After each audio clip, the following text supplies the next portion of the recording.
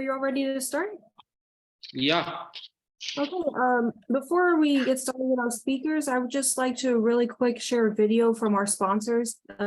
Thanks to them, we were able to have all these sessions here at GARD. So I would like to thank all of you also for being here.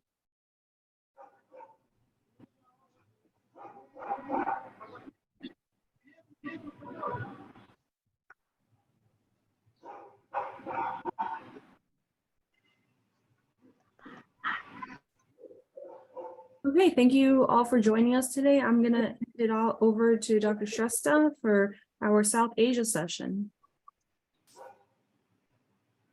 Chelsea, for giving us this wonderful opportunity to make a presentations. Today we are from South Asia group, and I, along with this, I'm making a presentation of the ongoing research being done with some of the faculties here at Kathmandu University as well as Tribhuvan University, and this is being carried out with the collaboration with my colleague here at Ag Engineering Department in KMITL at Bangkok. So I'm here along with the Professor Panmanas at Ag Engineering Department at a bank in a KMITL Bangkok. So I will start sharing. And this is most of the projects that I myself, Anjana, we are working together. So I will begin the topic right now here. So in this project, in this particular research, my screen is visible, I guess? Yes. Yeah. Appreciate it. This is about developing, as we said earlier, and this particular GARD symposium is to connect the research with the business, connecting research with the practitioners. So we are trying to work on a portable micro NIR spectrometers combined with a machine learning for measuring of total coliform microbial load in a chicken meat as a feasible study. So having done this one, we believe and we foresee that we will have some sort of portable NIR spectrometer devices that could eventually measure the meat quality in a market that is being sold, either it's in a Bangkok or in Kathmandu or in anywhere cities in South Asia. So in this team, we have Professor Anjana. She's a microbiologist. She's working from the Tribhuvan University. And we have Professor Milky Namikar from the Department of Agriculture Engineering Faculty of Konkan University. Biosensing and Field Robotic Laboratory, Konkan University is there, Jessada Pushom. Jessada, I think you are there, I guess. I myself from the Kathmandu University at Department of Mechanical Engineering, as well as I look after the research at Nepal Technology Innovation Center. And my colleague, Professor Dr. Panmanas Sirisambun is a professor at Department of Agriculture Engineering, School of Engineering at King Mongkut Institute of Technology. I proceed. So the main abstract of this work today is this research was to evaluate for the possibility of use of linear tunable filter micro NIR spectrometer to detect the coliform bacteria in a chicken breast to be a rapid measuring alternate to microbiology method by enumerating total and differential count of bacterial load. The modeling methodology by NIR spectroscopy using the partial least square regression, PLSR, but with a differential pre-treatment methods including raw, no pre-treatment, multi-cable scatter correction, standard normal variate, minimax normalization, first derivative, second derivative. Additionally, the variable combination population analysis BCPA based on hybrid strategy combined with a generic algorithm and iterative retains informative variables for future wavelength selection techniques will combine with partial least square method to develop extra models. By static evaluation, the coefficient determinants of calibration R squared of coefficients and of cross-validation R squared cross CV between two quantity measured by the microbiology procedure and predicted values by NIR spectroscopy. PLSR model developed by second derivative spectra was 0.61 and 0.28, respectively, could interpret the best total coliform bacteria in a chicken breast compared to other studied algorithm. It was recommended to increase the number of samples. Of course, in this study, we have done only for 20, but we need to increase for up to 200 samples to raise the coliform bacteria in a chicken breast by bacterial inoculations of different levels of the bacteria, which have to be lower and higher the range of natural bacteria of the bacteria in the market for distribution data along with a straight line. So this is like a straight line prediction performance of NIR model that needs to be improved. So this is the abstract of today's work, our work that we have been combinedly working together. The main objective of our activities is the application of non-destructive emerging technology, especially portable micro NIR spectrometer in a determination of microbial and its effect on chicken meats that is essential to be investigated. Therefore, this cross-sectional study aimed to investigate the possibility of using portable micro-NIR spectrometer for measuring of total coliform microbial load in chicken meat obtained from the local market within the conditions. So when we say local market, here we are using the chickens that is available in a local market in Kathmandu Valley alone. Eventually, we will compare these values with other cities of the South Asia, maybe in nearby India and others. The methodology that we have used is a sample of chicken breast. A total of 20 duplicate chicken breast meat samples were collected randomly in July 2022 that we did by purchasing from the local retail meat shop in 5 different locations in the Kathmandu Valley. Samples were immediately packed in a sterile plastic bags and transported to the laboratory at the Tribhuvan University Center Department of Microbiology in Kathmandu, maintaining the cold chain. I think Professor Anjana is very well familiar about this. This is activities that is being carried out with help from Anjana's lab. This is an NIR spectral acquisition and detection bacterial contamination in chicken meat. You can see that it's a portable kind of NIR spectrometer. The samples was scanned by the NIR on-site W170 with a wavelength range from 950 to 1650 nanometer from Viavi solution that was made in the USA with Bluetooth connectivity combined with the Micro NIR Pro software for spectral acquisitions. As you can see, these are the portable NIR spectrum. And when we say 950 to 1650 nanometers wavelength, definitely it goes a little beyond the NIR, but the range is, of course, infrared. Of course, it's not up to range of infrared, but 950 is a near infrared range. So coliform contamination was examined by enumerating total and differential count of bacterial load. So one, it was done by NIR, that is spectral analysis. Another, coliform contamination was also examined, enumerating total differential load. Achan Panmanas, are you ready? So you want to explain the NIR spectral modeling? Achan Panmanas, or I will continue. Please Yes? continue. Okay. Thank you. So this is done by the NIR spectroscopy modeling according to the result of Nakarmi et al. In 2022, reported higher count of total viable bacteria, total coliform, thermotolerant fecal coliform, stiphyllosis, and pseudomonas in a chicken meat, indicating high risks of foodborne infections and microbial spoilage of the meat. By statics evaluation, the total coliform prediction was best among the microbial investigated, indicating the more effective methodology to extract the microbial information have to be explored. Therefore, this work was used for better modeling methodology to improve the NIR spectrum result by using the same PLSR, this is a partial least square, but with different pre-treatment methods, including raw, that is no treatment, multiplicable scatter correction, standard normal variate, minimax normalization, first derivative and second derivative. Additionally, the variable combination population analysis, VCPA-based hybrid strategy combined with a generic algorithm and iterative retains informative variable for feature wavelength selection techniques were combined with PLSR to develop extra models. So results and discussion. Right. So I will continue the result and discussion. Yeah. Okay. Yeah. Yes, problem. Yeah. The result and discussion. The first is the total coliform contamination in chicken meat. Coliform bacteria are indicator for the possible occurrence of the pathogen.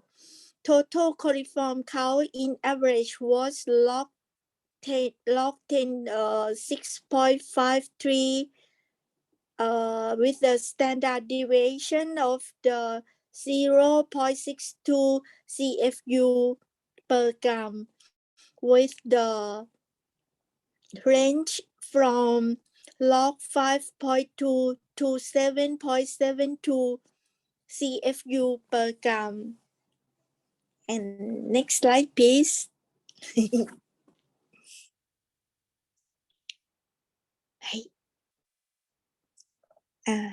So this is the NIR spectra. The spectra, the top spectra is the spectrum of the chicken meat, which scanned by the micro NIR Pro, and the bottom graph is the spectrum with the second derivative pre-treatment.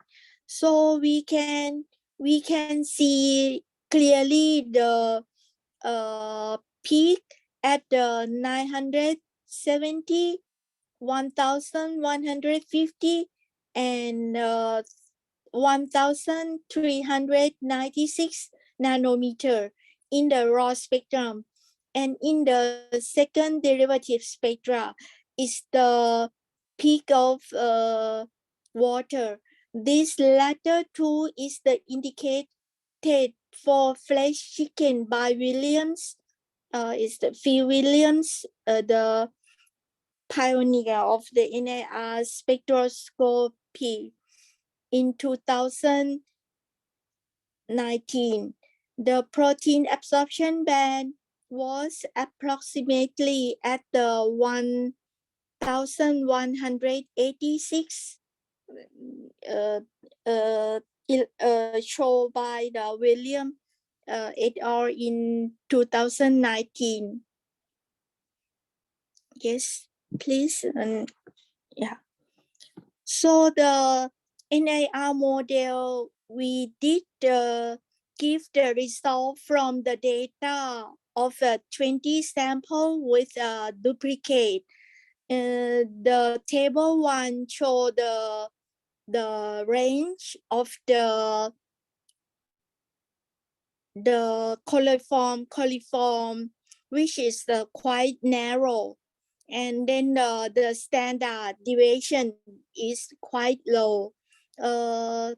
So we get the, by table 2, you can see the best model is obtained by PLSR or partial least square regression, with only the R square of the calibration is 0.61, and validation by cross validation is R square is 0.28, which is indicating the overfitting model.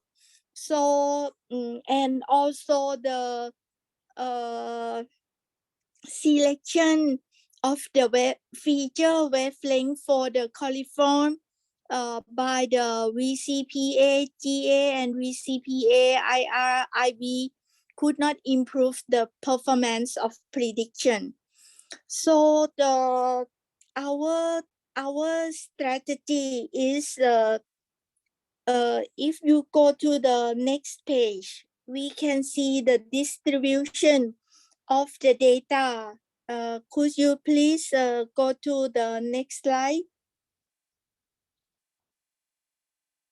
Yes, you can see the scatter of the sample of the measurement of a coliform, which is the narrow range, and then but still there is the trend line as the may I say as the straight line, you know, the distribution is the along the straight line, and you can see the black line is the reference line or the target line, you know, it's the target line which the data is along this line.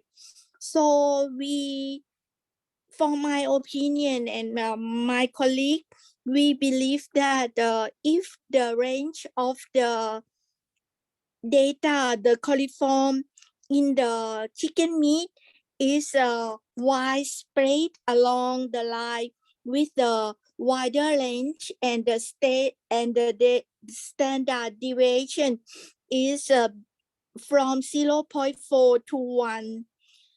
It can by our calculation, it can give the R square CV, or the R square of the validation, from 0.28 to 0.86.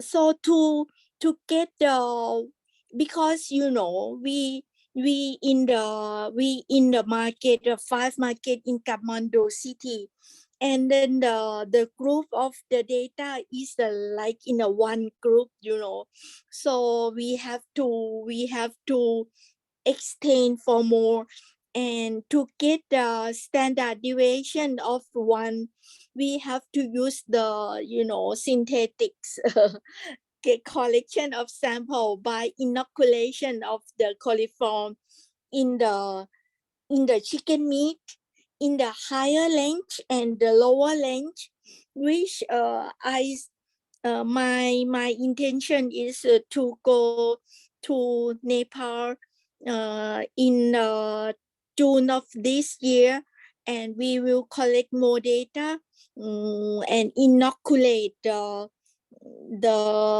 coliform or the bacteria in the chicken meat. And I will request Professor Anjana to collaborate with this work, and then maybe next year of GARD we can show better model for you to to learn with us. So so this is our purpose, and then the conclusion is as I said, we the NIR spectroscopy by PLSR model combined with a second derivative pre-treated spectra on the chicken breast obtained by using linear tunable filter micro NIR spectrometer to detect the coliform bacteria could provide best model among the other organisms. By this study, the variable combination population analysis VCPA based on hybrid strategy combined with generic algorithm TA and the iterative retain informative variable IRIV for the feature wavelength selection technique could not improve the model prediction performance, but the performance indexes indicated the model was low performance and overfit, which was recommended by author to increase the number of samples from 40 to more than 200, and to make the wider range of coliform bacteria in the chicken breast by the bacteria inoculation of different level for the distribution of data to be along the straight line. By this strategy, the prediction performance of the NAR model can be improved. So it's the end of our presentation. So this is our collaboration work with the Konkan University, Triple One University, Kathmandu University, and KMITL. Thank you for your kind intention. All the best.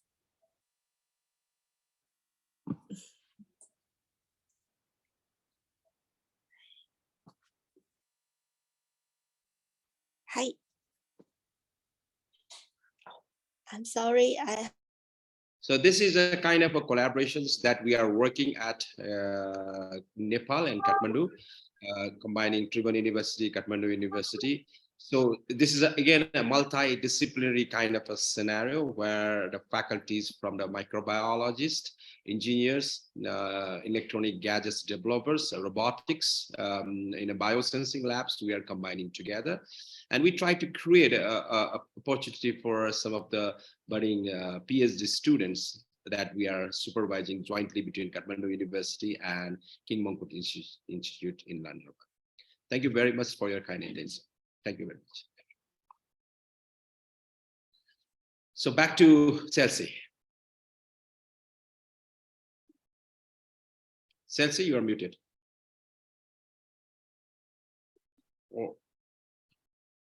Bim, you're the moderator. You just proceed. Okay, thanks. I appreciate it. Thank you. I will moderate. The next speaker, as per our schedule, is I guess Professor Anjana Singh. She is former head of department at the Department of Microbiology at Tribhuvan University. Professor Anjana. Thank you very much. Can you see my screen? Yeah. My slides? Yes. Okay. Thank you very much. First of all, I would like to thank GARD 2023 for giving us the opportunity to present this piece of research work. And my title is that we are working on the meningococcus Neisseria meningitis. And it is from the samples are taken from the Kathmandu, Nepal itself. And we have been collaborative from the Central Department of Microbiology, Tribhuvan University. That is myself and Supriya, Jyoti. We are from Prakash Gimire, Meghaz Banjara, and myself. We are from the Central Department of Microbiology and National Public Health Laboratory. That is Sridhar Acharya, Aryal, and Jyoti Acharya. And WHO collaborating Center for Reference and Research on Meningococci, that is Norwegian Institute of Public Health, Norway. And Sridhar Aryal, he is from Bhaktapur Hospital. Again, also connection with the NPHL as well. So we know that Neisseria meningitis, the organism is, it's a gram-negative diplococci, and it is transmitted through the respiratory droplets. And it has, I'm working with the samples that is having the asymptomatic carriers and which causes meningitis. And obviously meningitis, it causes headache, fever, nausea, sometimes vomiting and so on. And it has been one of the leading causes of bacterial meningitis in the worldwide, where sub-Saharan Africa, it shows the highest incidence. And out of this, all the Neisseria meningitis, there are several types of serogroups, that are 12 serogroups are available in the world. But however, A, B, C, W, X, and Y, it causes epidemics. And when we talk about this in the South Asian region, that the data is very much limited. And in India, Bangladesh, Indonesia, Nepal, and Pakistan, there is little data has been found, but however, it indicates the majority of the bacterium belonging to the serogroup A and C. And there had been a outbreak in the Kathmandu Valley in April 1982 to February 1984, which has been also published in CDC 1985, and as well as Koki et al. In 1987. So since then, there are very few studies has been done in Nepal. However, there has been groups may be circulating within the country, but there is no information at all after that. So carriage of meningococci, as we know that only humans are the reservoir for this organism, and 5 to 10% of adult being asymptomatic carrier. So in Nepal till date, there is no vaccine available. And because of this asymptomatic carrier, these can be the main source of transmission of the disease. So when we talk of the objectives, it can be that to estimate carriage rate of meningococci among household contact of meningococcal meningitis cases in Kathmandu Valley, Nepal.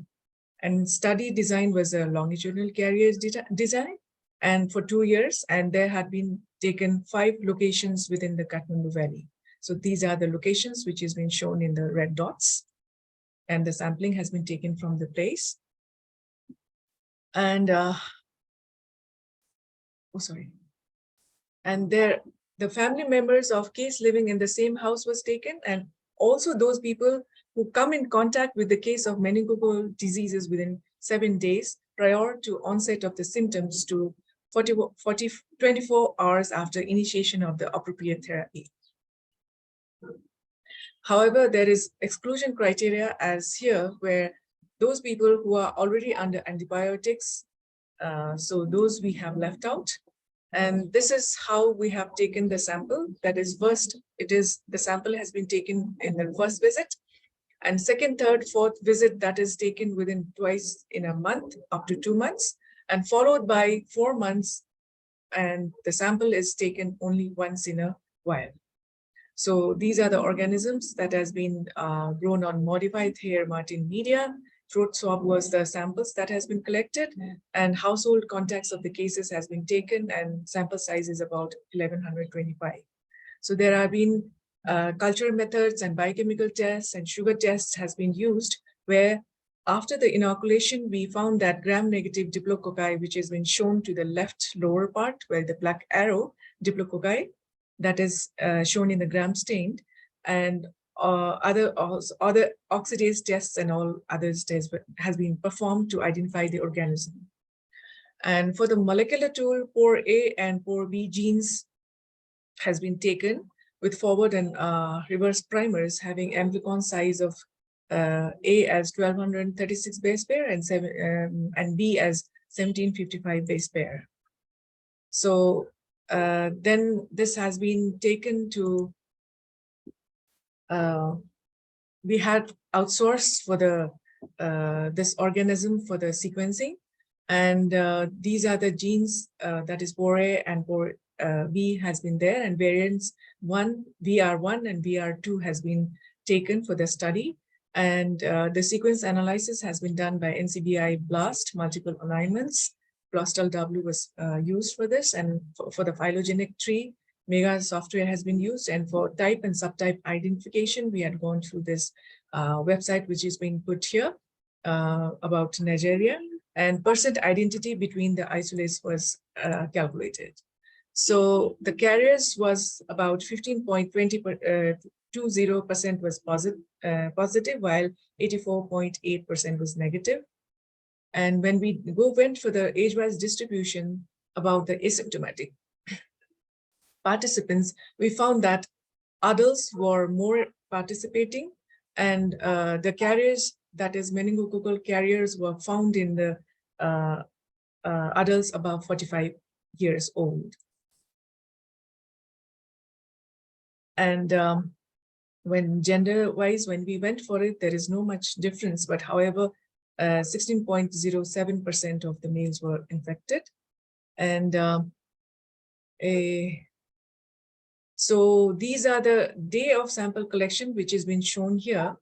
That is, the number of visits is total 9. And for every 15 days, there has been this collection of the samples. And we observed that after 60 days of onset of the disease, the participants showed, above that, the participant shows negative for the percentage of meningococci growth. And the samples has been taken from, that is taken is throat swab from the asymptomatic healthy carriers also. That is also, like earlier I had said, household contacts of the cases. And it shows that there was serogroup A, and those people who were affected by the meningococci, Neisseria meningitidis, it shows serogroup A, as well as after the contact, we also found that it is the same serogroup. But however, those who are in the carriers, we found that there is 16 number, which is non-groupable. So we think that, but we haven't gone through the experiment based behind, besides this. It may be B, C, W, or Y. Here, the subtypes have been shown here is non-serogroupable, like subtype P1 to 0.1, 18, 1 to 3 dash. And A, that is the serogroup 1, A showed the diverse group. This is in detail of the same thing which we have been doing from day 1 to day 60. Since after 60 days, there is no onset of the disease being seen, so we left that cases. And when we went for the 4A gene sequence, we found that subgroup 1, it shows the carrier A, and in the subgroup 2, that is non-groupable carriers has been seen. And the percentage identity of 4A genes of meningococci isolated from the cases are like, here we can see that almost 100% cases which has serogroup A, but asymptomatic carriers also, it showed the serogroup A, those who are in contact with. And in asymptomatic carriers, those who are asymptomatic carriers, it shows that almost 75 to 0.37 to 93.07%, while non-groupable asymptomatic carriers showed almost up to 100%. So when we went for the identity, so we found that serogroup A carried strains isolated from the same individual showed 100% sequence identity, while non-groupable carried strains from the same individual was slightly different, about 99.55 identity. So the carriage rate of meningococci among asymptomatic carriers were about 15.2%, and meningococci isolates from carriers was serogroup A and non-serogroupable in Nepal. And genotypic diversity revealed that all the meningococcal isolates from cases and carriers belong to the same type, that is type 2 to 2-3, whereas subtypes from meningitis cases were also same, that is subtype P1.5, 2 to 48, while those from carriers were diverse. So detection of meningococcal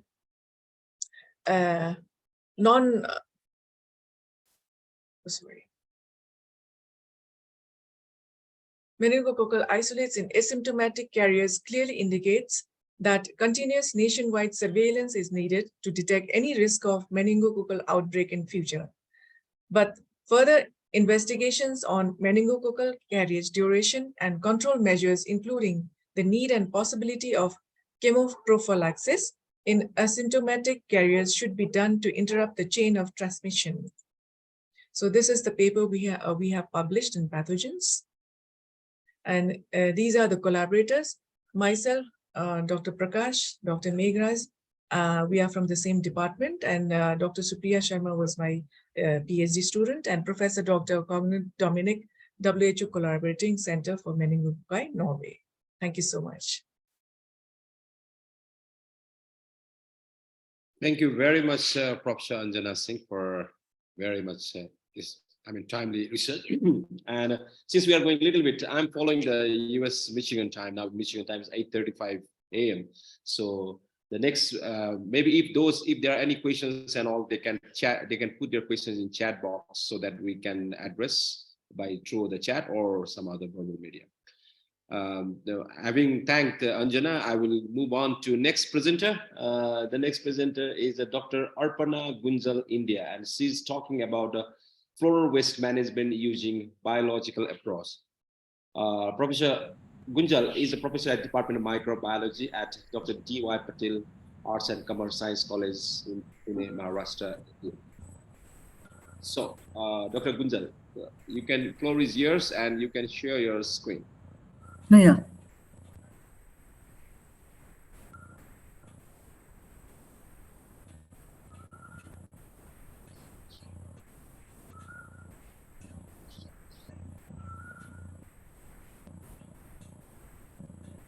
Any problem sharing your screen, Professor Gunjal? No, just give me a minute. Sure, please go ahead.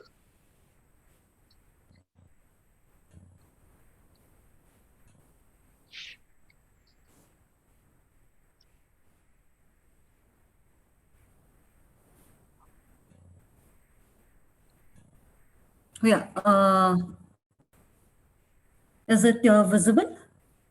Yes, Professor Gunjal. Yeah. Yeah. I would like to thank, first of all, I would like to thank the GARD 2023 for giving me this opportunity today to present my talk. My talk is related to the floral waste management using the biological approach. I'm working as the assistant professor in the Department of Microbiology, Dr. D.Y. Patil, Arts, Commerce and Science College, Pimpri, Pune. Now, there are different type of waste, as we all know. This includes the waste that is their household waste, the electronic waste, which we also call it as the e-waste, the hospital waste, industrial waste, the floral waste, and Dr. the Gunjan, you can agro-industry. change the screen. You can make it full screen and keep on changing the slides. Make it a full screen first. Yeah. Click here. One Your minute. slides are not scrolling. Okay. You can click the bottom side at the right end of your screen to make it full screen. Can I share it once again so that Yeah, yeah. please. Anjana, what do you think? It's okay? Is it in okay? the lower belt. Aparna, it's in the lower belt. You put it in the slideshow. Just check your cursor. Yeah. Yeah, please click that one. Yeah. Is it okay now? Not yet. 1 minute.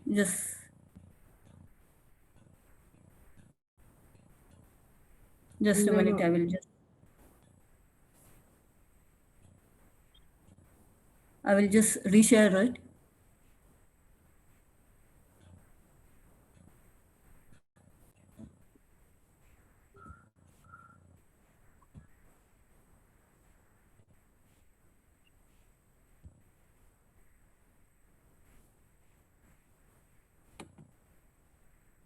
I'm trying to do it, but it's having some problem.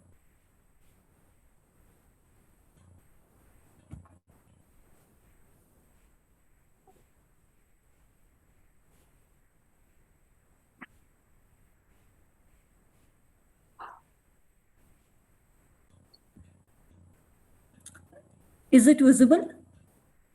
Yes, please click that. Yes. Absolutely. Fine. That's good. Go ahead. Yeah. So it includes the household, electronic waste, the hospital waste, industrial, the floral waste, agro-industry byproducts. So these are the different type of waste, and they are accumulating in a huge amount. So such type of the waste, it is actually all type of the waste. They are a serious issue. My focus is on the floral waste, particularly the floral waste. It includes the flower. So, especially during the festivals and in many of the temples daily, this floral waste is accumulated in a huge amount, and it is just piled up. So, management of such a type of the waste is difficult, and it is just disposed to the landfills or on the roads. So we can manage such type of the waste, and it is very essential to manage the floral waste. There is a chemical approach for the treatment of floral waste, but the disadvantage of it is that it is very costly. It also causes the pollution as well as it is time consuming. So instead of that, we can have the biological approach for the management of this floral waste. The biological approach is economical, eco-friendly, as well as it is fast. Now, when we say the biological approach, we have the microorganisms, which is the group that includes the bacteria, the actinobacteria, the fungi, algae, and yeast. As I mentioned, this floral waste, they are generated near the temples as well as the florists also, and different type of the festivals. Now we can manage this floral waste using the biological approach by converting them into value-added products, which we can do it by solid-state fermentation. Now, when we use the solid state fermentation, we can use the plant growth promoting rhizobacteria, and this bacteria, when they act on the floral waste, they can be converted, it will degrade and it will be converted into value added product, such as it can be the compost or some type of the enzymes that is also there, or it can be the soil conditioner or some other metabolites that are there, which we can take it as the secondary metabolites. So if it is converted to value added product, that is the best solution, and it will also help to manage the floral waste. A value added product, like if it is converted to the compost, compost can be used for the growth of the plant. If it is converted, the floral waste is converted to enzymes, they can be used in the industrial purposes, in the food industries or any other type of the industries.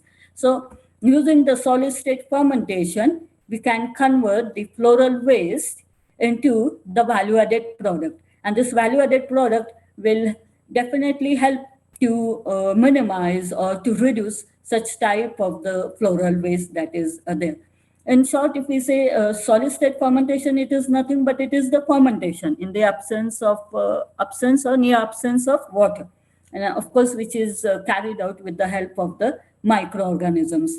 Now, when we want to carry out the solid state fermentation, here we can use the substrate as the floral waste. So the plant growth promoting rhizobacteria, when we inoculate them, it will act on the floral waste. And this is how we can achieve the value added product. So this is called as the value addition process, and this is the management of floral waste. Especially we can use the fungi or the bacteria or the actinobacteria in the solid state fermentation. If we use the fungi, they degrade the floral waste very easily. Another way is where they convert it into complex into simpler form. So the fungi, they include the Aspergillus, Trichoderma, Rhizopus, and the bacteria, they include the Burkholderia, Pseudomonas species, or the Bacillus species, as well as the Serratia species. Actinobacteria, we can have the Streptomyces species. So all of them, the another thing is that they can convert the floral waste, which is the complex waste, into the very simpler form. So if it is converted into the simpler form, that we can help, or it will help to manage the floral waste, because a simpler form of the waste is easy to manage also. Floral waste is complex because it is lignocellulosic in nature. When I say lignocellulosic, it means it is having cellulose, hemicellulose, and the lignin component in it. So the significance of it is like the management of the floral waste by biological approach is clean, easy, and basic thing is that it does not cause pollution, and we do not have to include any use of the chemicals. Such a type of the floral waste management research should be carried out on a large scale, because it is just dumped on a particular place. If it is from the florist or from the temples, or especially we also see it during the festivals. And biological approach, as I have mentioned, is the sustainable approach for this. So I would like to thank everyone for this patience. Thank you, Dr. hearing Gunjal. me. Yeah, thank you. Thank you, Gunjal, for very nice and making it on time. Now I'm following the US time, Michigan time is 8:45 exactly. You may on screen now. You may on screen. You may, okay. Thank you very much, Professor Gunjal. And if there are any questions regarding the floral waste management, they can put their questions in chat box, or we can have some conversation later on. So now, without making any delay, now 8:45 a.m. is another speaker is on lineup, Mr. Surendra Maduk. He's my very close friend, and working together here at Kathmandu University in Department of Microbiology at the Tulukal Hospital. And he's going to talk about, his topic is application of biosensor in profiling of antimicrobial resistance prevalent in human, animal, and environmental health. So, Mr. Surendra Madhu, Are you there, right? You called me just before the start of the program. Surendra? Hello, sir. Okay. Yes, sir. Yes. Sir, I am here. I am We are here. in Julical now. Yeah. So the floor is yours, so you may screen yourself. You can open up your camera and you can screen. You can share your screen. Sir, I sent one video. 1 minute, sir. Yeah, you are sharing the screen. Yeah.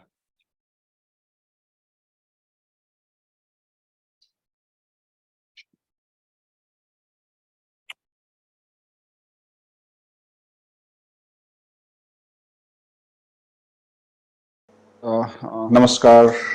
I'm Surendra Kumar Madhup from Nepal. I'm working.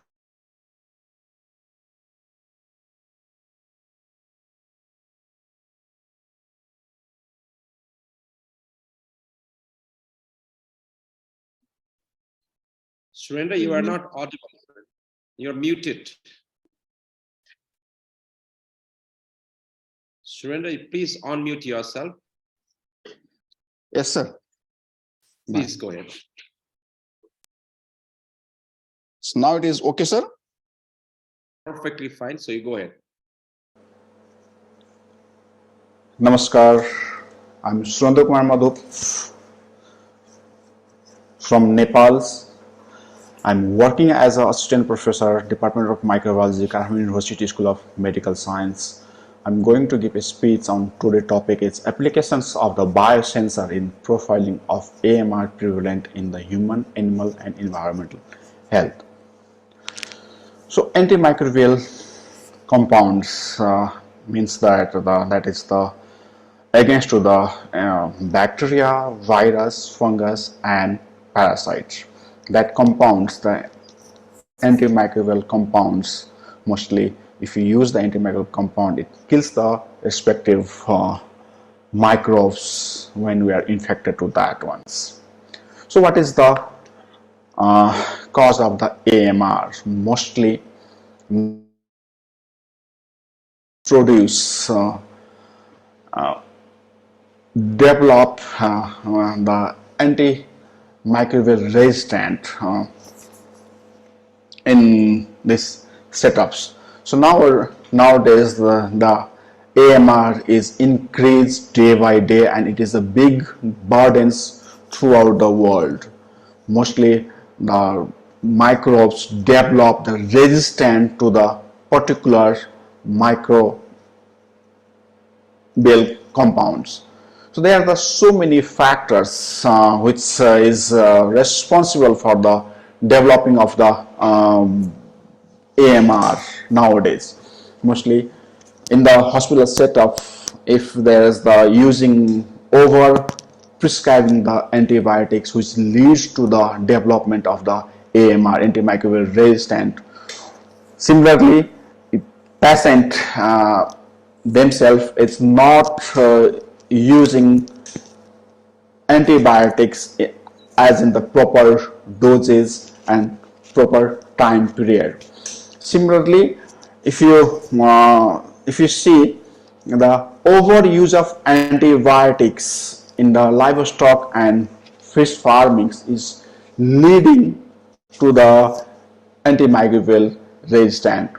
In the hospital setup, there is the poor infectious controls in the hospitals that leads to the spreading of the antimicrobial resistant pathogens to the hospital environment.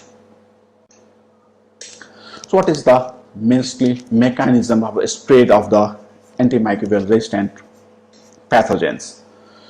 So as is seen in this slide, the antibiotic resistant pathogens is spread by the different mechanisms. One is from the patient to the patient, and from the health worker to the patient in the hospital setup. Similarly, from the environment, from the agricultural setups, and in the livestock farmings, if you use the overuse of antibiotics as for the theoretical or for the productions in the livestock, that antibiotic residue is remain in that product which we consumes by the human beings, and the resistant microbes is transmitted to the human beings. In the human beings, the gut flora is now developed resistant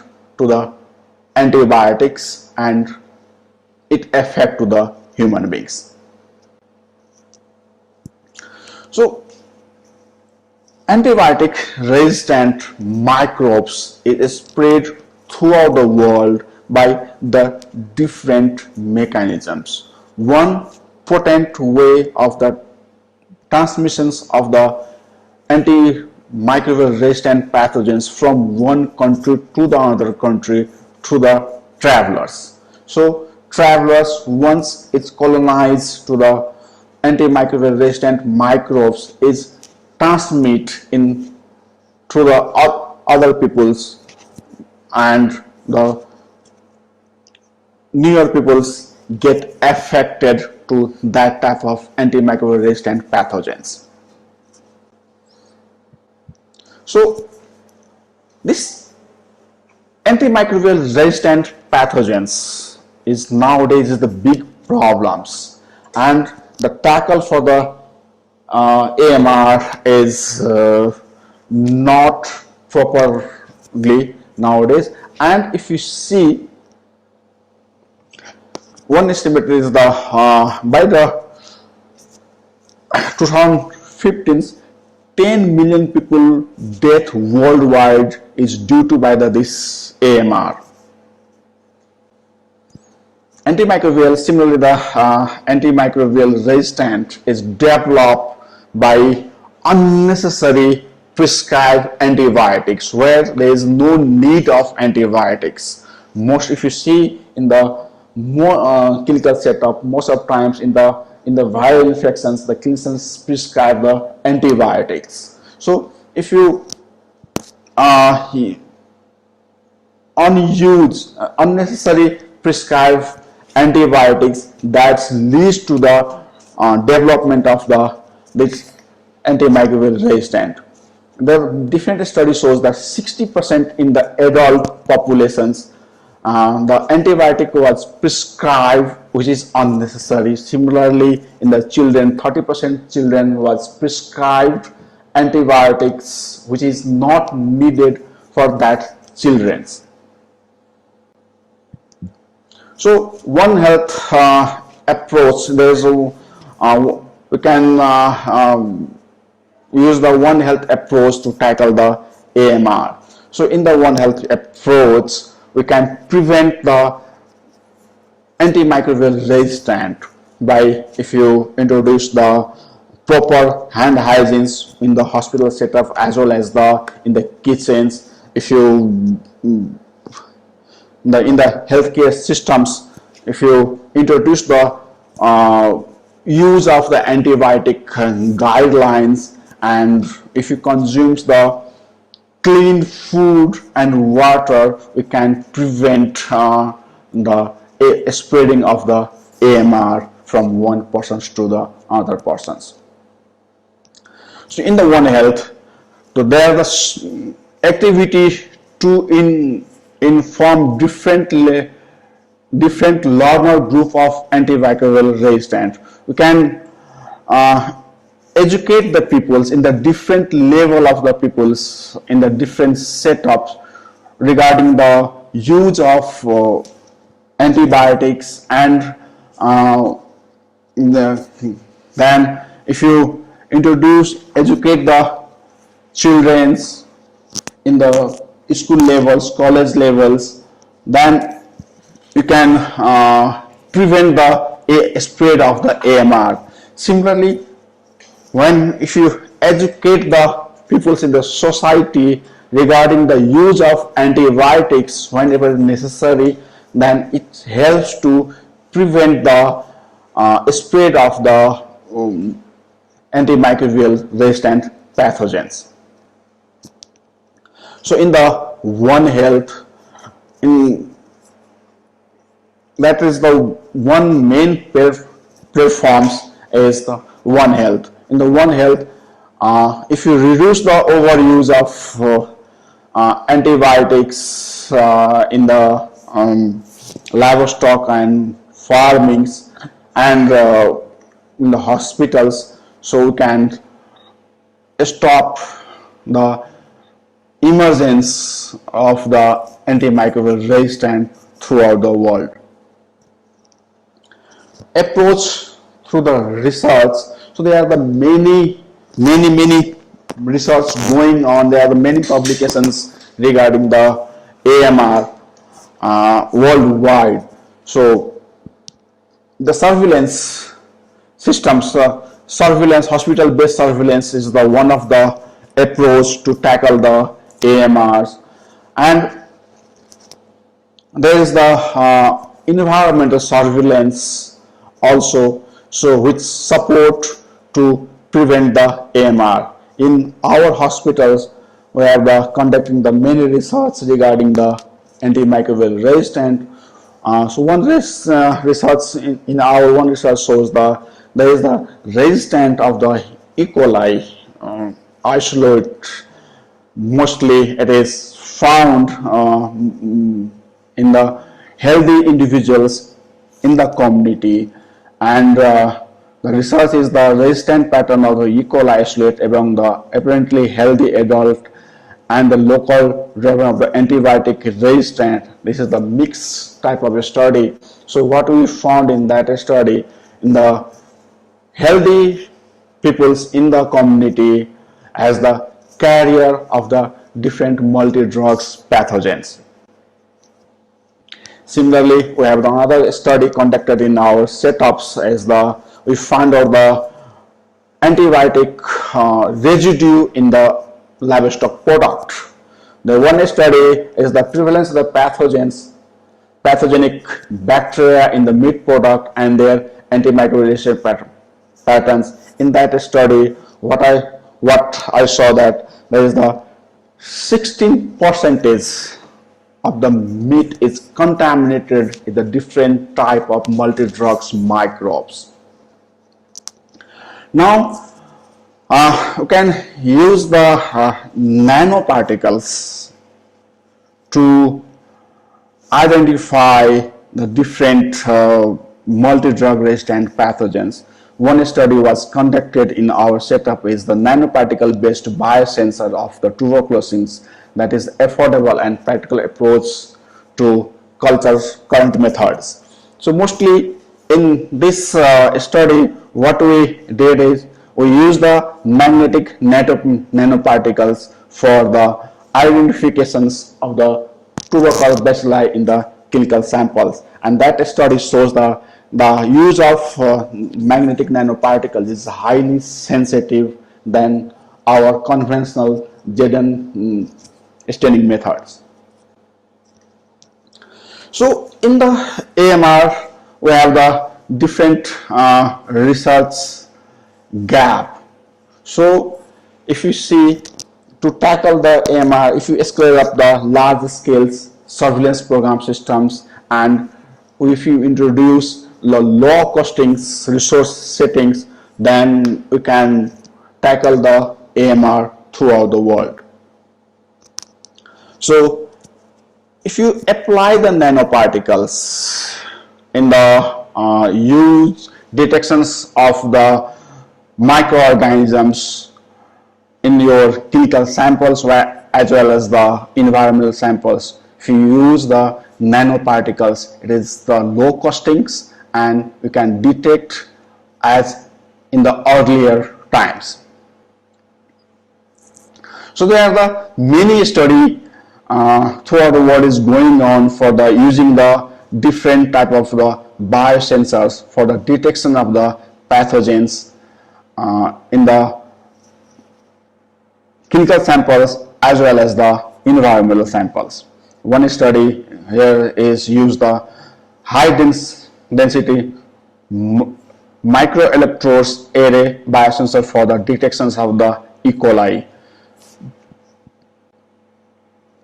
So in the particles. The nanoparticles is attached with the your DNA probes. So for this detection technique, we don't need the large setups. So we can, by using the water bath, we can detect the microbes by using the different type of nanoparticles and probes. So antimicrobial mechanism of action of the nanoparticles, by using the nanoparticles as the therapeutic drugs, we can destroy the pathogens by using the nanoparticles. These nanoparticles disturb the bacterial cell walls, and there is the, so once it disturbs the bacterial cell wall, it kills the microbes, and you can overcome through that microbes. It also disturbs the DNA and protein synthesis. It disturbs the gene regulations. So by these mechanisms, we can kill the microorganisms as using the nanoparticles as the therapeutic purpose. So nanobiotics against the AMR. So that nanoparticles, when you combine with the either the drugs or dye or nucleotides, can combine with the carbohydrate. So if these particles, that nanoparticles, is act on the microbes, and it disturb its different mechanisms by which the microbes are killed, and we can overcome through these microbes.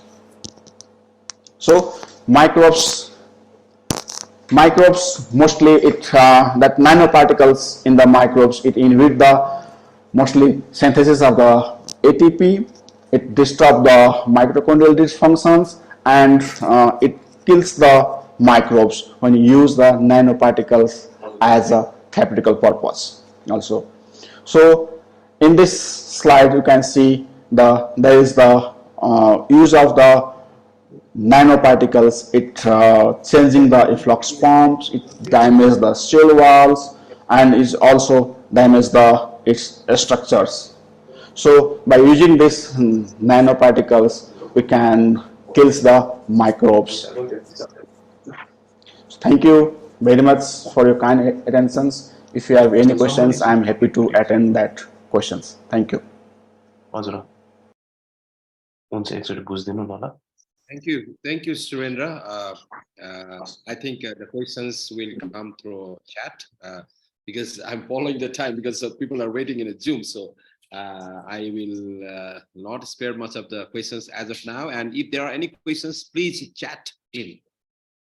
And now we have a new speaker, another speaker waiting, Professor Dr. Hasina Khan from Bangladesh. She's the head of the Biochemistry and Molecular Biology Department at Dhaka University in Bangladesh. She's a professor, academician, as well as a renowned professionals in this sector. So she's going to talk about sustainable development and new antibiotics from natural resources. Thank Professor you. Khan, the floor is yours. Please, your time starts now, and we have 15 minutes.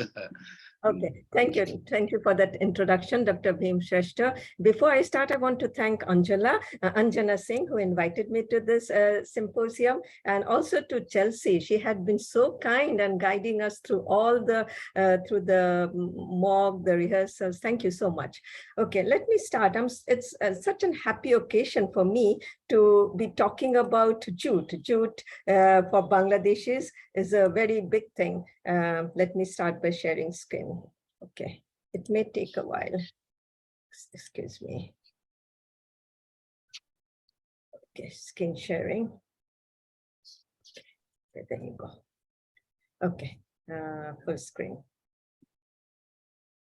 So can you see the screen? Can Go you to see the full this screen? Professor Khan, you go to Okay. Yes, please. Yeah, there you go. Thank you so much. I'm going to be talking about jute, and for Bangladeshis, jute is a very big thing. It's our identity. So I'm going to be talking about sustainable development of new antibiotics. We have been hearing how misuse of antibiotics is leading to resistance to the antibiotics already available in the market, and there's a need for new antibiotics. And I'm going to be talking about one source, the jute, as a sustainable development of new antibiotics. So let me bear with me as I describe briefly to you jute. It is, as I said, our national identity. For us, it's not just a plant that produces fiber. I'm sure many of you know jute. It's a fiber producing plant. It is our identity. It's linked to the maxim Sonar Bangla. Whenever we talk about Bangladesh, we call it Sonar Bangla, the Golden Bengal. It's many of our time-worn folklore. It's based on the golden colored jute fibers. When we take the fibers out of the plant and we lay it out on the ground for drying, they attain a beautiful golden color. So that's how we get the name. And it is also linked to our quest for economic liberation. Just jute is an amazing fiber. It is incredibly sustainable. We are talking about sustainability, and if you ever talk about sustainability, you cannot avoid talking about jute. It is affordable, it is fast drying, and it is breedable. It can grow without the use of fertilizers, and 1 hectare of jute, it can gobble up about 13.6 tons of carbon dioxide. Look at its carbon footprint, so low footprint it has, and it returns to the atmosphere 10 tons of oxygen. It is completely biodegradable, and it reaches a maturity only in 120 days, and in that sense it is an incredibly efficient source of renewable material, thus making it sustainable. And just one more slide on jute. Bangladesh, it ranks first in the terms of export of jute products, and it is second for production. And it has a huge role in the economy. I may skip that. Let me now change gear and go to another aspect. This is plants. And we had this notion for ages that they are individual organisms which produce metabolites by themselves to completely support their growth and development. That's what we thought. They were individual, producing metabolites for their own growth and development. But then how can we explain the phenomenon in which plants growing in the wild, they are better, usually better, such as they have more medicinal characters than those which grow under artificial condition? Why does artificial cultivation of medicinal plants lose the original effect? It's because plants are not individual microorganisms, they are meta-organisms. Healthy plants, they have a dynamic composition of microbiome, a dense network of multitropic interactions. And if you take the plant microbiome, it consists of the second genome of the plant. It is up to 10 times more in scale than the genome of the plant. So these endophytes, they are almost a hidden world within plants, organisms inhabiting plant tissues without causing apparent harm to their host are what we know as endophytes, and they have many, many benefits. They are diverse in nature, the microbiome, they are complex in nature, they have multipartite interaction, they are symbionts, they act as biocontrol agents, they are stress alleviators, they degrade in-planter contaminants, and they have a big role in plant growth promotion. So plants have been used as a source of leads for many numbers of drugs since decades. We have many drugs coming in from plants, but loss of biodiversity, environmental degradation, and even the slow growth of plants. Then we have plant specificity, which is specific to a season. There are major challenges that we face now for any further exploration of plants. But in recent years, we have found microorganisms associated with plants rather than plant themselves. They offer materials and metabolites with very good therapeutic potential. Endophytes present in the medicinal plants possess the capability to produce potential secondary metabolites that can be used as leads in drug metabolisms, drug development. So let me come to one aspect which I have used for developing a new antibiotic from a jute endophyte is using data mining. The application of omics, we all know how it has accelerated over the past few years. It is benefiting the study of interactive relationships between plants and microbes. And we have used it in our case. It has been used for the automatic detection and annotation of biosynthetic gene clusters from genomic data. And it is increasingly utilized in natural product discovery due to the large amount of sequencing data that we now have at our hand. I'll just quickly go through the technologies that have been used to identify new drugs in plants, and some which I have used for my work as well. So first, we have the whole genome sequence. That's what we need to have in hand to do data mining, to find what metabolites the endophytes produce, and the amplicon sequencing after the PCR amplification. And then we do transcriptomics and reverse transcriptase analysis, which is for quantitation of the gene expression level. And then when you have identified a product, it's very difficult to, when you have identified a metabolite, it's very difficult to identify what kind of product it is. So sometimes we need to do retrobiosynthesis, which is what we do to chemically synthesize something which is not possible in the getting it from the endophyte itself. And then chromatography and bioassay guided metabolite discovery and analysis, which we usually couple with differential culturing of the native host. This is for phenotyping the product. And then at the end, which at the moment, when I describe my work, I'll tell you that at the moment we are trying to do experimental verification. This is gene activation and deletion in the native host, and then recombinant expression of target genes and heterologous hosts for experimental verification. So with that, I come to jute now. And jute, we have identified jute endophytes from different parts of the jute plant, from the stem, from the flower, from the seed, from the roots. So we have identified a host of fungi, both fungi and bacteria. They're all endophytes from the jute we have identified. And we have for this work, for this presentation, I'm going to present my work based on one endophyte, which is Staphylococcus. And this I will show you how we use genotype-based elucidation of a bioactive compound from jute, since it is from jute, which is Corcora species, and it is from an endophyte known as Staphylococcus hominis. So we have named it homicorsin. It is a novel antibiotic.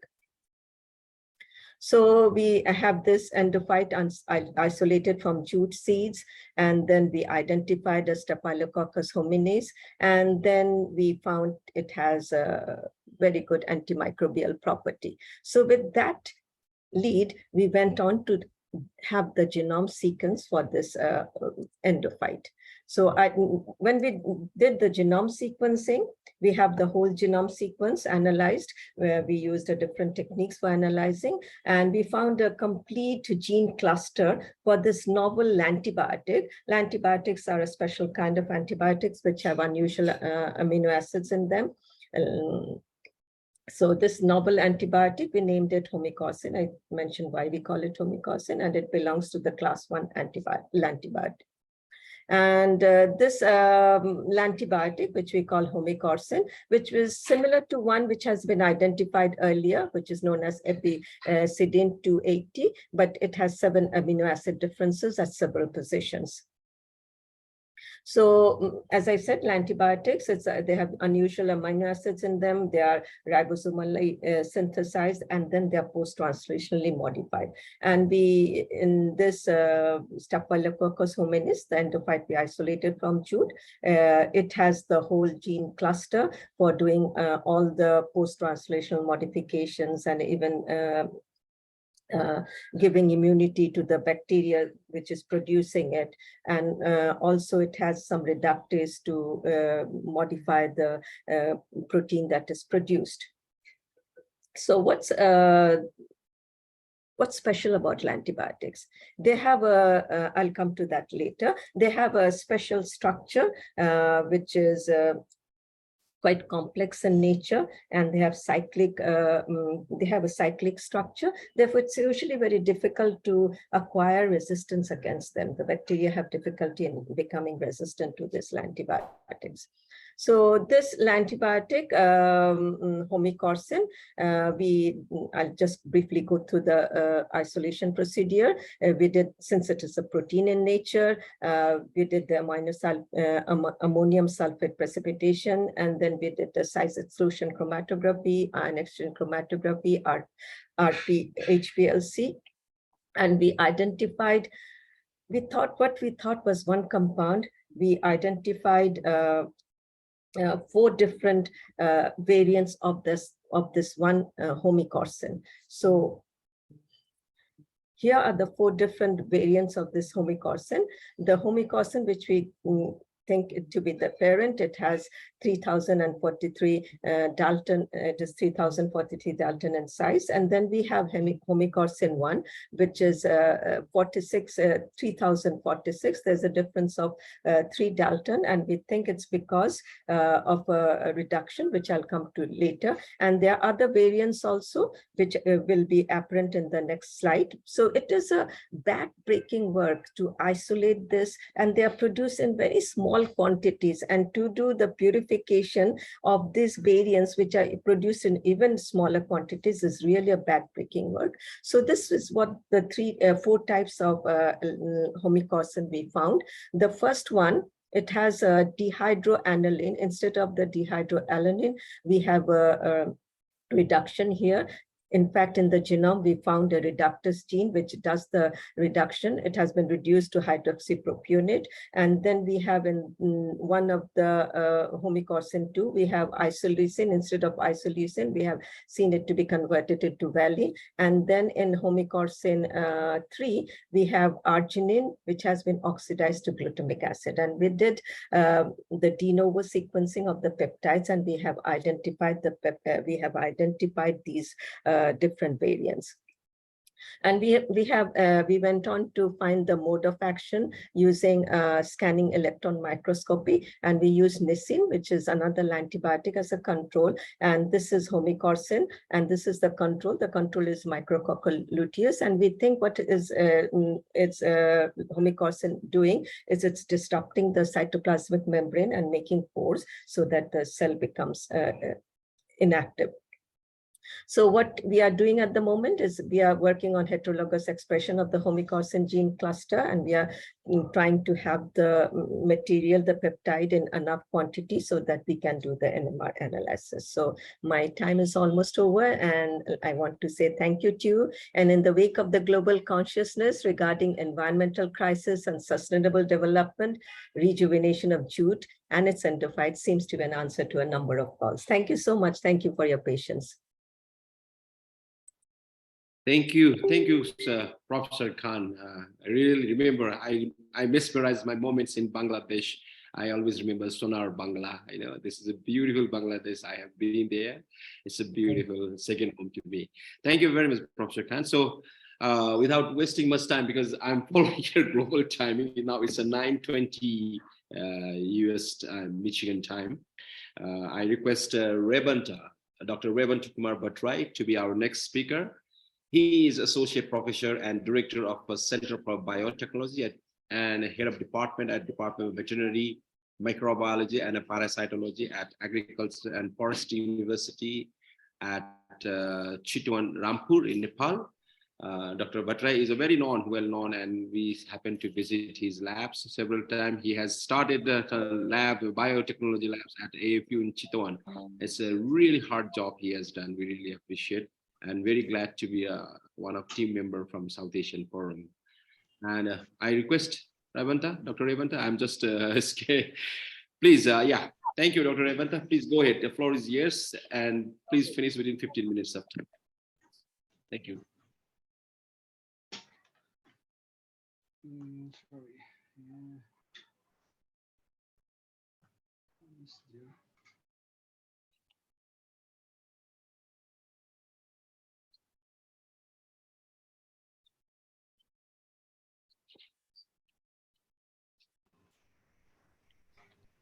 Sorry, I'm just going to share my screen.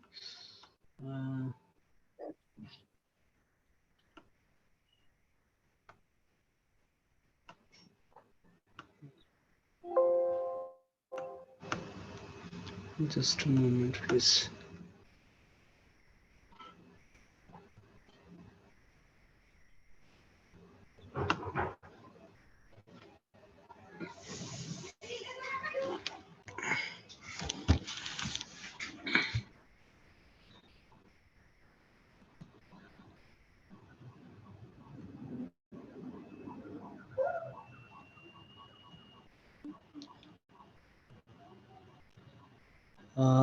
Is my screen visible?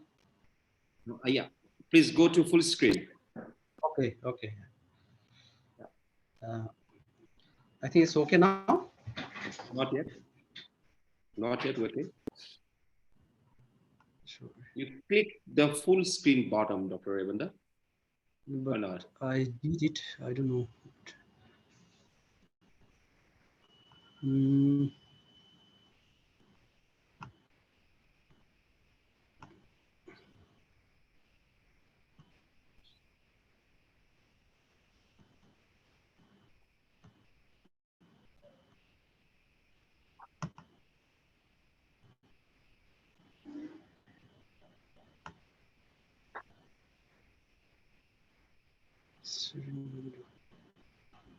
Is it okay now?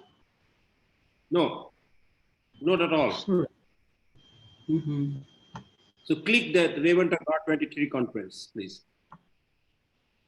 Mm,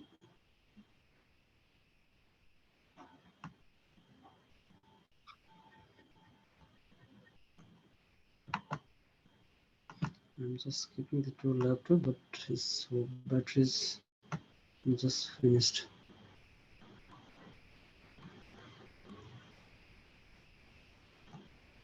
Sorry, just a minute.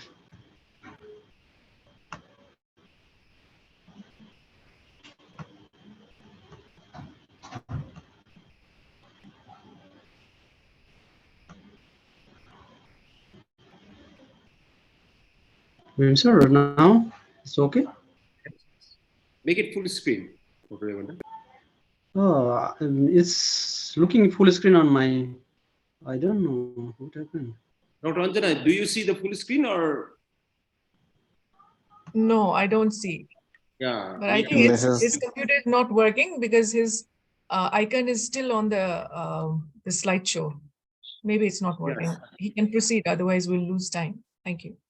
Yeah, please go ahead with the same thing, Doctor, because we need to, because we need to catch up the time. Okay. Yeah.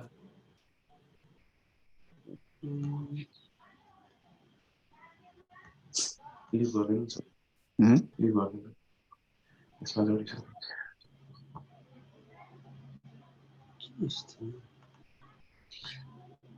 Please share screen first, then just please F5. Share screen first. Okay. When you share screen, press share screen 1. Just go on like the screen itself. Don't pick It's the PowerPoint. So try that first. There is a window, entire screen. Yes, do the entire screen and then pull up the PowerPoint. Okay. So, yeah. Okay, now go on the PowerPoint. Now press slideshow. Yep, there you go. F5. It's okay. Okay. Yeah. Perfect. Okay. Okay. Thank you. Namaste. Good evening. Good morning to you all. So I'm Dr. Revanta Kumar Bhattrai. I'm now working as the Director of Center of Biotechnology from the Agriculture and Forestry University, Nepal. So today I'm going to talk about the detection of the unamplified salmonella DNA, which is extracted from the chicken meat sample using the gold nanoparticle colorimetric biosensor. Before that, I would like to say something about the zoonotic disease. We all know that the zoonotic disease is the disease and the infection which are naturally transmitted between the vertebrate animals and the human being. And out of the huge number of the pathogen, more than 61% are the zoonotic importance. So there are the virus or prions. There are also the bacteria, rickettsia, fungi, and the protozoa also. So there are a huge number of the pathogen. They are having the zoonotic importance. And if we take this data, then 60% of the existing human infectious diseases are the zoonotic. So this is very interesting. The Dr. Surendra Mathur also discussed about the One Health approach. So we are having the more than 60% of the existing human infectious disease are the zoonotic importance, and somehow they are transmitted from the human to human from the animal being. And if we see at least 75% of the emerging infectious disease of the humans, like the Ebola, that's the corona or influenza, they have of the animal origin. So more than 75% are of the emerging origin. And if we see 5 new human disease appears every year, and out of them 3 are of the animal origin. So similarly, sometimes this organism also being used as the bioterrorist use also, so biological weapon. So 80% of the agent which are having the potential bioterrorist use are the zoonotic pathogens. So this is the very serious thing we have to consider. Okay, there are more than 2.2 million deaths per year, like from the different type of the disease, like the influenza, tuberculosis, rabies, brucellosis, Q fever, and the hepatitis E. And for this 2.2 million death, 13 zoonosis are responsible. So this is a very important thing, that if we can detect this zoonotic pathogen as early as possible, then we can control the this disease in the human being as well as the for the animal also. And another aspect is that controlling and eradicating the zoonotic disease in animals is more effective than talking about this control in the human being. So if we can early detect in the animal, or we can prevent that, then that is the most concern area to control the disease. So here we are consuming the chicken. Okay, chicken is a source of human nutrition. That's the very good animal protein, and it's also the source of salmonella infection also.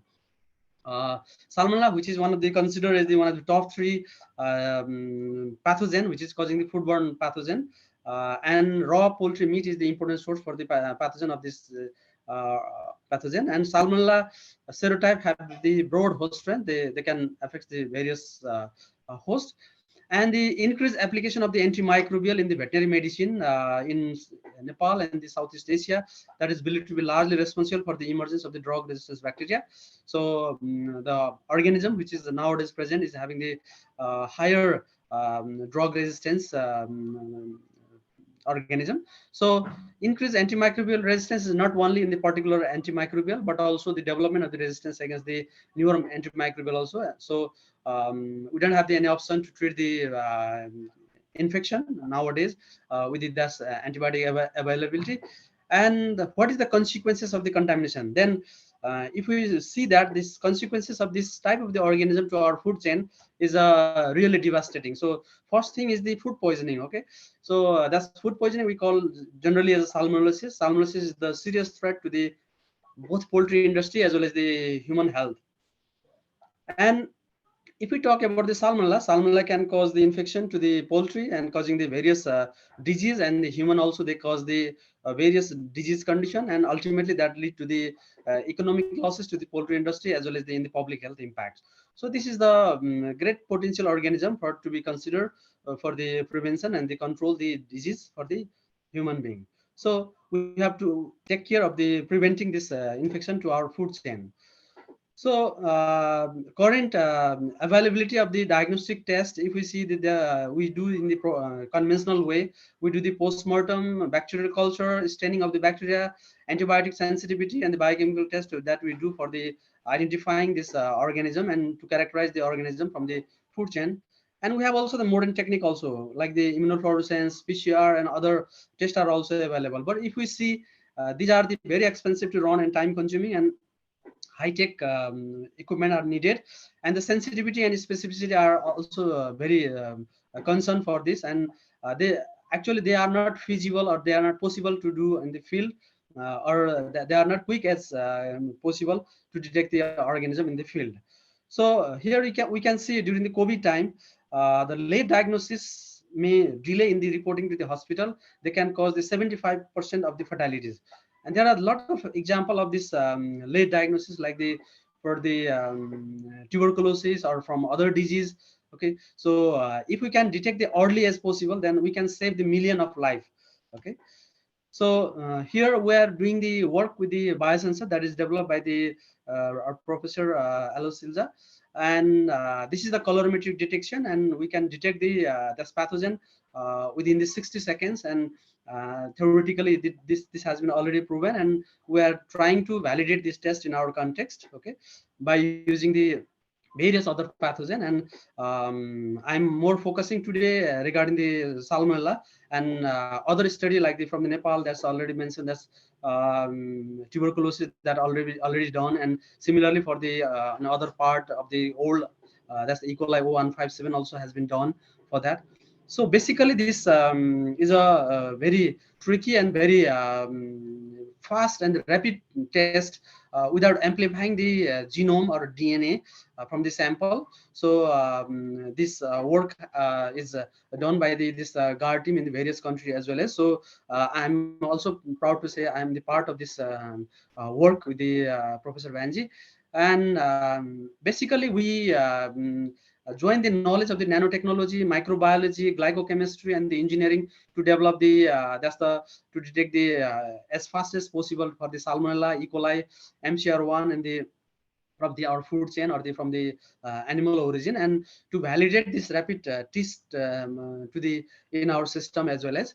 So we did the probes design, that's in the normal way, and we use the salmonella probe for the detecting this pathogen. For that we designed this probe with the suggestion from the Michigan State University. And basic things is that we collect the sample from the field, that's the retail chicken meat.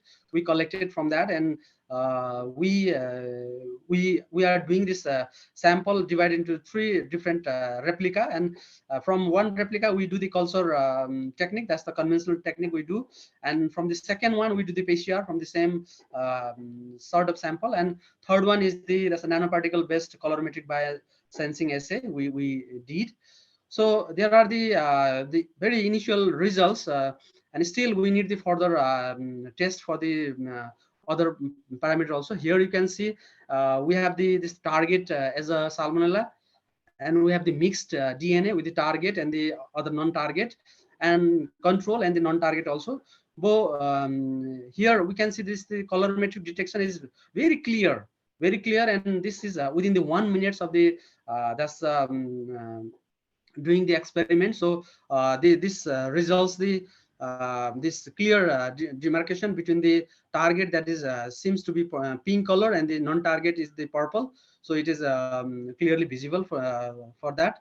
And similarly we repeat this test many times, and actually we are started with the E. coli, but E. coli is not optimized, but for the salmonella it's working now, and we are planning to do other work as well as for this salmonella. And if we see this through the spectrophotometric detection, then this is also valid. And the from the spectrophotometric detection, they show the peak for this target DNA. So for the non-target, there's a shift in that peak, and that is visualized. You can see here also that's the target DNA having the peak in the green color, and the blank that is a almost parallel to the x-axis, and the another this is the control DNA that is having the another peak. And the also we have the detected this peak at the certain range of the that's the wavelength that we observe. And here also you can see here this green one is the target DNA, and red one is the non-target, and the other blue color is the control. So this is proven through the spectrophotometric test also, and we are doing this for the other organism also. And also if we plot the graph, then there is the clear demarcation between the target, non-target, mix, and the that's the control DNA. So here is also the another graph showing the that's spectrophotometric detection for the target, mixed, and the non-target as well as the control DNA. So interestingly, this repeatability of this test, whenever we do, we are getting the same kind of the result in the multiple replication as well as from one experiment to the another experiment. So probably we have to validate this with the other set of that's the statistical tool as well as from the other part to find out this the coherence of this experiment in the future also. Probably we'll share in the other part. So we are taking, already mentioned, that's from the PCR, microbiological culture, and the NCBA test. So we are comparing this with the this gold standard method of the PCR for this NCBA test to compare it. And we also do the spiking test. We are planning for the spiking test also. So I'd like to summarize this with the this is just showing this the proof of concept that is we are working here, and we got the that's things that's is very cheap, and the probably it may be the cheap as compared with the other test, and the that's we can detect the salmonella till now, and planning to detect the other pathogen like the E. coli and MCR1 positive organism as well as the other organism also in future also. And from the especially because I am working in the veterinary science, so we are more focused on the that's the pathogen of the interest from the animal, and that's having the impact on the animal as well as that is our target. And future, I think we'll come up with the good news in future. Thank you very much. If you have any question, thank you, Dr. Yeah, we'll question is just as the last one. Yes, thank you, Dr. Revanta. So you may on screen yourself. Okay, you may on screen that one. So yeah, thank you, Dr. Revanta, for a very exclusive presentation. And you are one of the longest associates of this GARD who happen to be in Michigan State in the biosystem and ag engineering department there, and work so closely with the Vanji, and we really appreciate for continued attachment to these particular areas. Dr. Revanta is one of the pioneers in establishing the biotech laboratory at University Ag and Forest University in Chitwan. So Anjana, you want to say something? No, it's okay. Great presentation. So we have a last speaker today, Asha Vijay Gunawardana. She is an associate professor at Department of Bioprocess Technology at Faculty of Technology, Rajaratnam University of Sri Lanka. She's a lecturer of animal biotechnology. And she's going to give a speech on today's the South Asian Forum on ignored but invaluable asset, adaptive community healthcare volunteer service for infectious disease control in Sri Lanka. Prof. Anjana, you want to say more about Dr. Asha, or we'll just go to presentation? No, thank you so much. It's okay. Yeah, Dr. Asha, your floor is yours. Thank you very much for, thank you very much for GARD and as well as the South Asian session coordinators for giving this opportunity to present our research findings. So let me start my presentation. So good evening or good afternoon, depending on where you are. And the presentation topic is ignored but invaluable asset, adapting community-directed healthcare volunteer service for the infectious disease control in Sri Lanka. So let's see why we need healthcare volunteer approach in infectious disease, most importantly, vector-borne disease control in Sri Lanka. Because despite being far away from clinical and public health facilities, many isolated communities in the world have a greater prevalence of vector-borne infectious diseases such as dengue, chikungunya, filariasis, malaria, yellow fever, and as well as leishmaniasis. So from macroeconomic perspective, vector-borne disease have been associated with lower economic development. For example, malaria have been found to be associated with lower economic development.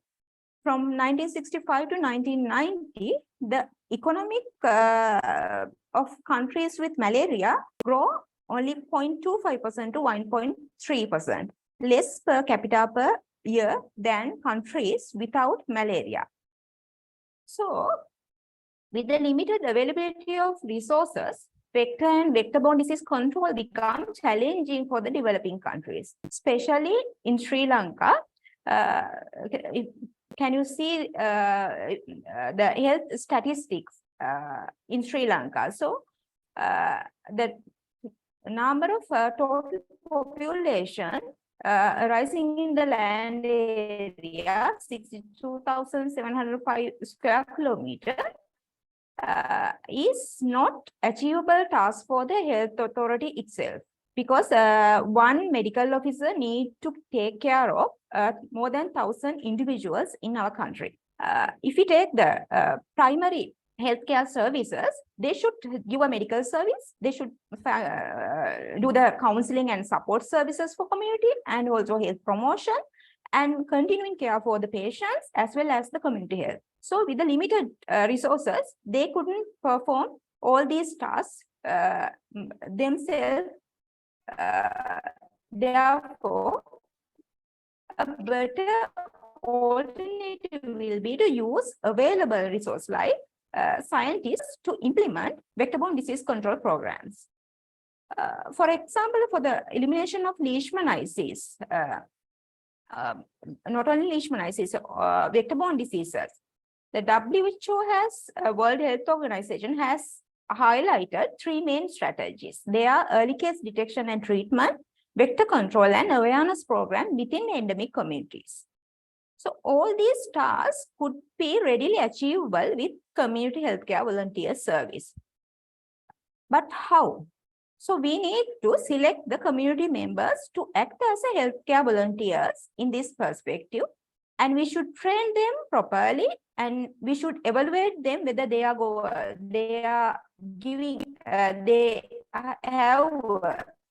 kind of potential to meet our requirements. And also, when we should implement this community healthcare volunteer approach in field setting, and we should monitor continuously these volunteers whether they are performing the given task. So I would like to give one success story so far we have been achieved in Sri Lanka.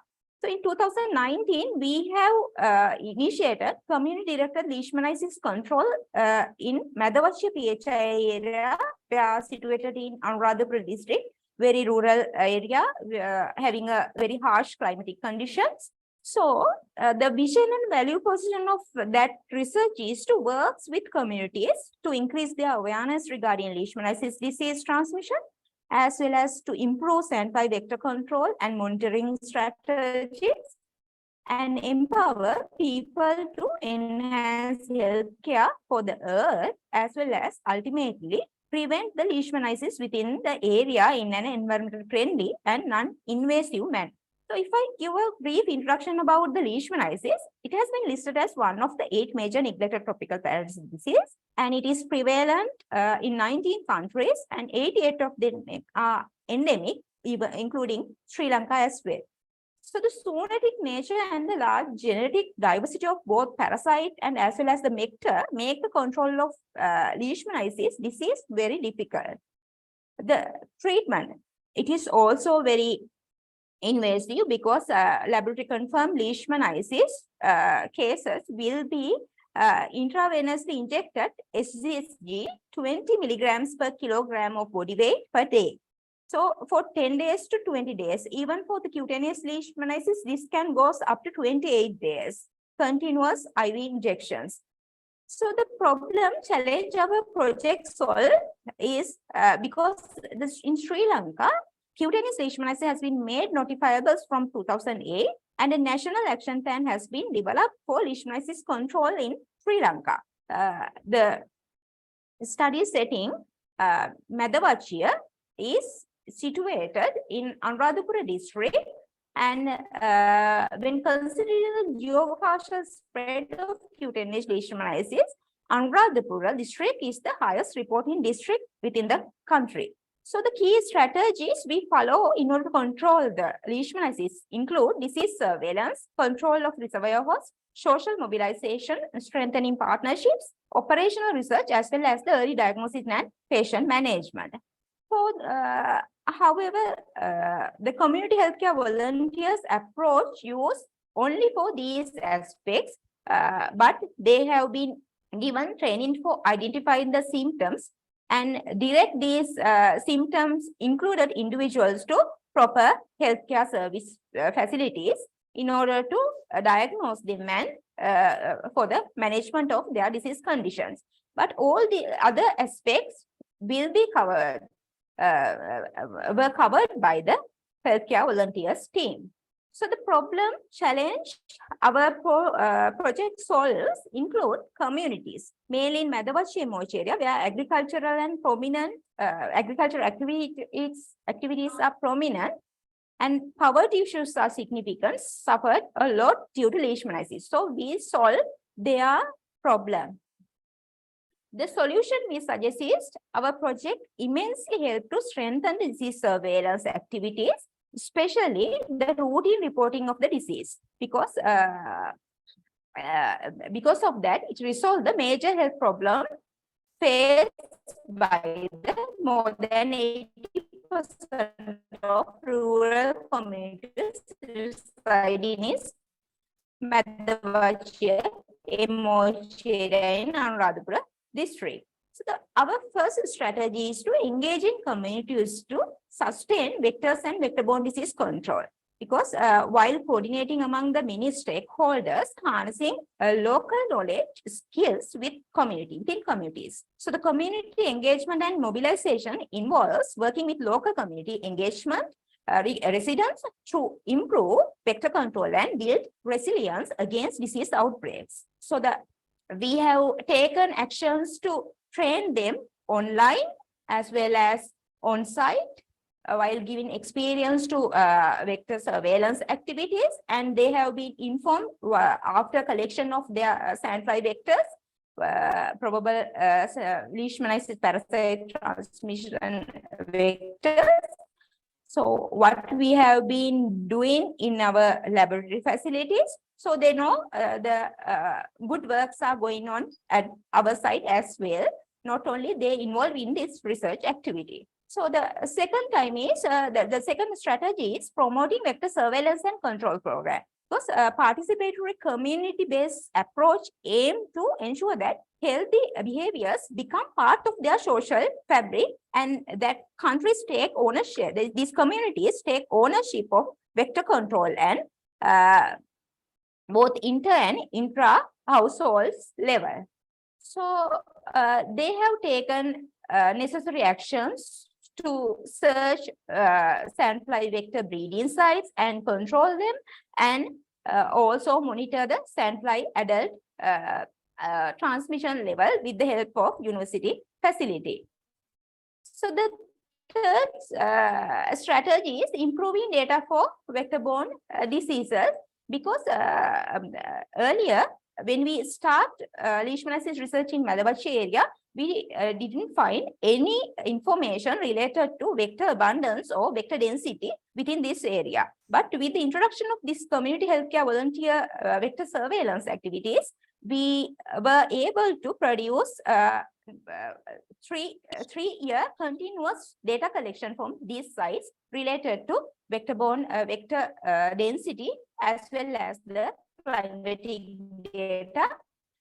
These data will be immensely helpful for health authorities to take necessary actions in future. And also, we encourage, we enhance the diagnosis and case management as well, because these volunteers take pictures from suspected individuals, the lesions, and then they WhatsApp these images to doctors, which we have created a WhatsApp group, including both these community volunteers as well as the health authorities. So health authority can check these images and ask those volunteers to direct these suspected individuals to their facility for diagnosis and case management. So we enhance it as well. So far we have been reduce the leishmaniasis case incidence as well as vector abundance by 80% in this area from 2009 to 2023 during last 4-5 years.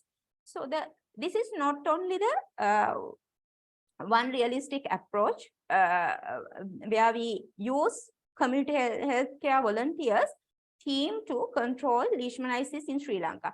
But there are other incidences like in 2000, from 2007 to 2012, with the support received from the WHO, Sri Lanka were able to reduce the number of dengue cases by using the same kind of approach in Gampaha district. As well as there are a number of cases from Thailand, Cuba, Colombia, and around the world, which they use community healthcare volunteer approach to control vectors as well as vector-borne disease transmission within their community level.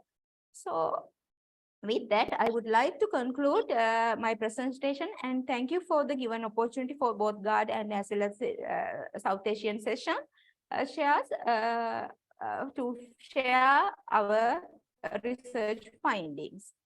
Thank you. Thank you, Dr. Asha, for very wonderful presentations about the ignored but invaluable asset that is adapting community healthcare volunteer service in Sri Lanka. And this is, of course, is one of the very prevalent. Of course, in Nepal also we do practice. You missed to mention Nepal, and even in Bangladesh also they are doing a lot of these kind of activities in community health service. Yes. So now I will move on to maybe all of you can open up your camera if you are available, or if not, then you can put some of your questions to the respected speakers. If you have, then we'll, let's just, yes, dear listeners and speakers, you may open up your camera to address some of the queries and questions from our listeners. We have listeners both in because this Zoom you are just seeing among a very few of us, but there are a large number of people, they are watching us in a Uber platform as well. This is being live broadcasted in Uber as well. So if there are any questions, because I don't have access to Uber, Chelsea, if you have any questions in Uber, so please link those Uber questions to our speakers. Or then Zoom is only this, we are only limited groups are here in the Zoom, but others are there in the Cuba platform. Yes. If there is, because the time is, I'm looking the time frame here, and the Michigan time is 9:55 a.m. early in the morning, 9:55 a.m. So our program is supposed to end at 10. We still have 5 minutes of time. If anyone feels that they were not given enough time to elaborate some of the very missing points, you are more than welcome to say in this 5 minutes of time, because we still have 5 minutes of time as per our schedule. If there are any missing, or if you see there are something more that you missed in your presentations, you can mention it, because we are being recorded and we are being live telecasted in Cuba platform as well. Yes, Manji. You're so colorful today. Yes, thank you so much. I just want to express my appreciation on behalf of GARD for all the wonderful presentations. We have a wide variety from different countries. So it's very insightful. All the presentations were very insightful. And on behalf of GARD, we just want to thank you all for the speakers, and also Bim and Anjana and the coordinating team here. You did a great job, and we are grateful to you. Thank you. Banji has been our source of inspiration. So she is our global team leader. She leads entire globe from Michigan State, and always is a very good source of inspiration for all of us. Taking that note, and let me ask one small question. If there is no question, I think it doesn't make sense. So I'm asking one small questions to our speaker from India. That speaker from India was talking about the floral waste management. If I say correctly, because this is a really problem if not managed, and this could be a real opportunity if we can make use of that. The presenter, Professor Aparna Gunjal, is there, right? So my Yes. question to you is that, this floral waste, have you categorized or have you done any extensive work on, the content of the floral waste that is available in different temples and market? One. And two is, during energy crisis, how can you make those floral waste to be converted into some sort of renewable sources of energy? Do you have any plan or access to be done in that way? The first question, the answer to it is floral waste, mainly it is composed of lignocellulosic waste. So it has cellulose, hemicellulose, and the lignin as the content. Major content is the cellulose, followed by the hemicellulose. So cellulose percentage is around 50%. 50 to 55, and followed by it is the hemicellulose. Very less content is of the lignin. And the other question to it, the second question, which is the answer to it is, yes, we can use it during the energy crisis, because floral waste, we can convert it to bioenergy fuel, as well as we can also have the manure from it. So we can convert the floral waste to biogas, as I said, by using the solid state fermentation. So we can have value added product as the biofuel also, which is nothing but the biogas. And that biogas also, during the production of biogas, we get some of the residue, which is nothing but the manure. And that manure can be used for the growth of the plants. So it can help. The biofuel which is there, it can be used as the fuel, even in the vehicles. So that will solve the problem during the energy crisis. Thank you, Dr. Aparna, for a very elaborative answer and your. And yes, the one more question I saw in the chat box. We can use floral waste for essential oil extraction also. Okay. And Anjana, Prof. Anjana, please see if there are any questions that has important questions raised in the chat box. Okay, there is one question to Dr. Revanta. How fast and cost effective is this method than the PCR technique? So thank you, Anjana ma'am, for the question. Actually, this is very fast, and if we see right now, we are getting the result within the minutes of the mixing that probe with the sample. So it is very fast. And regarding the cost effective, obviously it is cost effective. Still, we are in the this phase of the doing the experiment. So this is very cost effective. No need of the amplification, no need of the equipment required like the PCR.